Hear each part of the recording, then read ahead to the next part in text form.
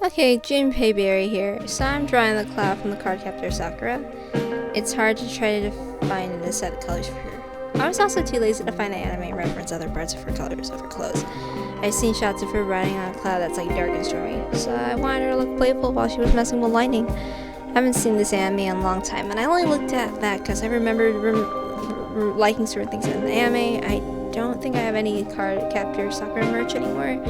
I probably lost on knowing how bad I am at taking care of things growing up. I had very impressive fingers. I mean, I'm still very bad at doing that, but I mean, it's a work in progress. I'm glad I'm not using every single color because I'm just following a palette. Because normally I go bold and bright, crazy with colors. So yeah.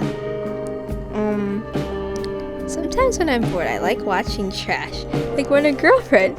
It's not like I had anything better to do. It's basically about some loser whose crazy GF dumped him. He's so heartbroken. He rents a girlfriend.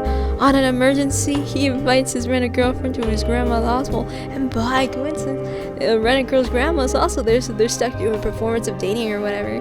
The premise is kind of off-putting. I mean, depending on who you are. The main character is a huge loser. I guess it's interesting if you have nothing better to do with your life.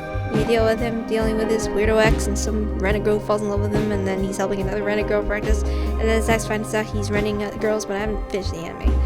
I mean, I'll go see again if I have nothing else to do and I'm at lunch and I'm like, oh, I'm hungry, but I also have nothing to watch. I'll just watch crap like this. But yeah, if you want to go ahead. There's also a manga, but I don't want to read that. I just looked at the TV tropes and saw that. But yeah, I mean, if you're going through it, you can try to keep an open mind.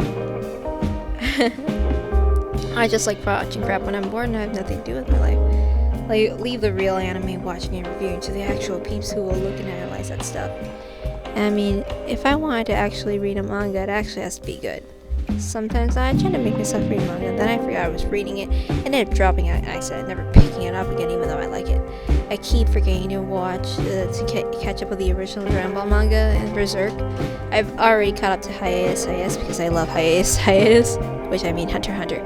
Please don't call Togashi lazy, guys. He's trying his best in an industry that pushes his creators too hard. I mean, shame on you if you're a meanie. If you ever try to make a manga yourself, and if you're like me, you have fluctuating energy levels, it's a lot of hard work and dedication to make a manga. I'm not a professional. Like, I tried making one when I was 16. I was bored. I had some time. I would draw in class. I was a bad kid. When I draw a comic, I try to draw 20 pages per chapter, and sometimes at the age of 16, I have, like, good moments, but, like, my energy would plummet. Suddenly, I'd be lazily drawing ships in a serious moment of the story and wrapping up in the most dumb way possible because I grew that lazy. I don't know how I managed to draw 40 volumes of my old comic, which you will never see unless I redraw it. They're all at least 100 pages long. I had to color the covers of the front and backs of all of them. I was too lazy to ink every page though. That is so much work. Like, you wouldn't just be inking it. You'd have to make sure they're neat because you might, like, make a mess. Because I was working on this pen and paper and all that stuff. Okay? Well, more like pencil and paper. Like, yeah. I was working on that thing for like 8 years, and it was like high school to early college. It's not like I had a weekly schedule to pump out a chapter like a real professional. Okay, and I even had those books binded. My boyfriend helped me bind all those books with a hot glue gun. I mean, I know how to sew, but yeah. I mean, if you're actually printing the pages, if we're working digital, if you're trying to print them out, like, printing's freaking expensive. Like, I know this from, like, classes I took from college where some of the professors demand you to do printing for art projects. You might find yourself wasting lots of money. All that work that took me, like, a long time, I didn't even know I was doing. I was just a stupid teenager doodling pages. I bet, like, professionals, they have to keep quality. Like, you can't let your energy crash and be like, ooh, I draw this doodle. Yeah. Like, I mean, it's hilarious. I love that bad look, but that looks really bad. and it's not acceptable. That's why I don't really want to show.